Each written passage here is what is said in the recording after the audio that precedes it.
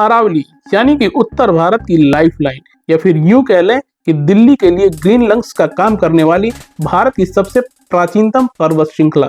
जी हाँ, अरावली हिल्स को भारत की सबसे प्राचीन पर्वत श्रृंखला माना गया है, जिसका जन्म हिमालय से भी पूर्व का माना जाता है।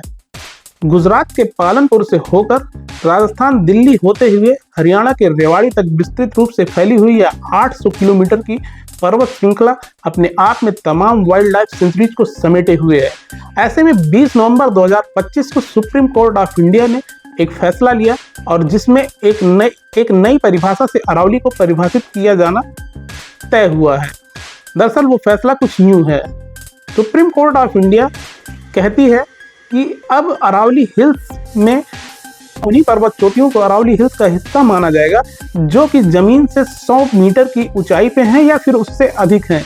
यानी कि उससे कम ऊंचाई की जो पर्वत चोटियां हैं, जो पर्वत श्रृंखलाएं हैं, वो अब अरावली हिल्स का हिस्सा नहीं रहेंगी।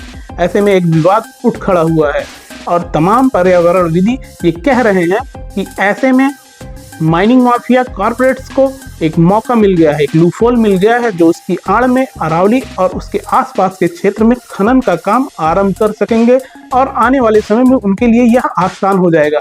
हालांकि गवर्नमेंट ऑफ इंडिया और सुप्रीम कोर्ट ऑफ इंडिया ये दावा कर रही है कि इस नई परिभाषा से 90% अरावली का जो क्षेत्र है वह संरक्षित हो जाएगा। लेकिन कहीं ना कहीं ये जो लूफोल नजर आ रहा है, ये भविष्य की ओर चेतावनी करता है। अरावली जिसने हमें सदियों से एक सुरक्षित वातावरण और पर्यावरण दिया है, आज उसको आवश्यकता है हमें एक स्वर में एक साथ खड़े होकर अब उसके लिए आवाज उठानी पड़ेगी और हमें आग्रह करना पड़ेगा सुप्रीम कोर्ट ऑफ इंडिया से कि अरावली की परिभाषा को जस का तस क्यों ना रखा जाए। अगर आप उसके संरक्षण की बात करते हैं तो उसकी परिभाषा को परिवर्तित करने की जरूरत ही क्यों आ पड़ी। जरूरत है एक साथ एक स्वर में इस आवाज को बुलंद करने की, क्योंकि जो बेजुबान जिन लोगों का आशियाना अरावली हिल्स या उसके आसपास है, जब उनके आशियानों को उजाड़ा जाएगा तो ऐसे में वो हमसे सवाल जरूर करेंगे। हम इस देश के कॉन्स्टिट्यूशन में विश्वास करने वाले लोग हैं।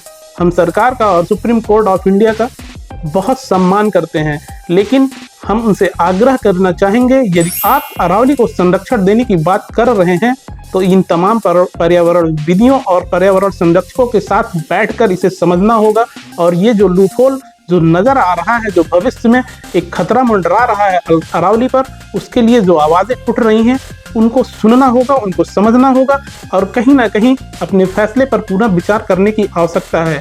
जय हिंद, जय Bharat, save Aravalli and save your environment. Thank you.